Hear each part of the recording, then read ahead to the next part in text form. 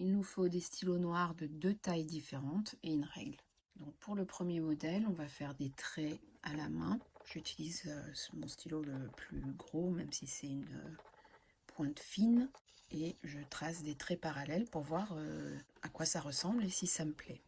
Ensuite, je fais la même chose, mais avec une règle. Deuxième motif, je vais faire à la main d'abord des pointillés. Et la même chose à la règle.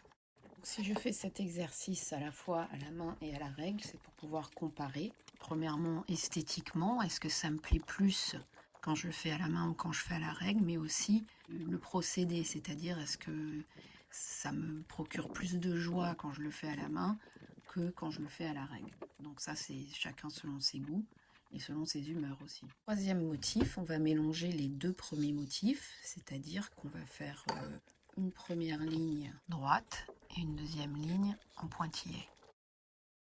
Et je fais la même chose avec ma règle. Quand je compare quand c'est fait à la règle par rapport à quand c'est fait à la main, c'est vrai que à la règle c'est plus précis, c'est plus uniforme. À la main, j'ai la main qui tremble. Il y a quand même plus d'émotions, je trouve, qui transpercent quand c'est fait à la main que quand c'est fait à la règle. Presque à la règle, une machine pourrait le faire aussi, alors que ma main tremblotante, finalement, ça donne, je sais pas, quelque chose en plus, quoi. Mais j'aime bien être lancée dans mon rythme avec la règle. Quand j'étais en train de faire cet exercice-là, en fait, j'oubliais ce que j'étais en train de faire, j'étais vraiment dans le truc.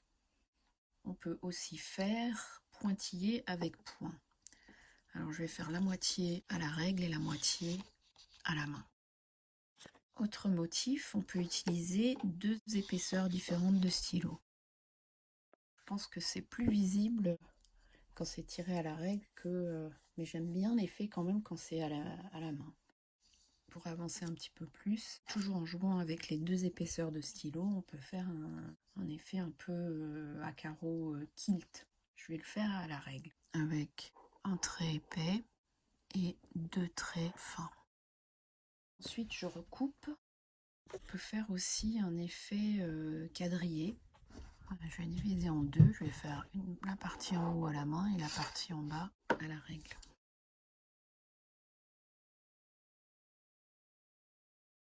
Ce qu'on peut faire, c'est quadriller en pointillé.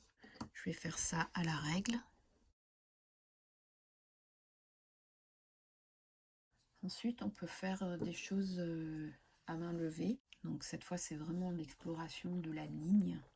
Un autre motif à main levée. J'ai un peu perdu l'effet qui condole, donc j'essaie de le remettre. On peut aussi faire des arcs. Et enfin, on peut faire quelque chose de complètement freestyle. Alors, je commence par faire des formes différentes à différents endroits. Voilà pour l'exploration des traits, des pointillés et des lignes. J'espère que ça vous aura plu et inspiré. Et je vous donne rendez-vous pour une prochaine série d'entraînement pour se préparer à créer nos propres Zentangles. À bientôt!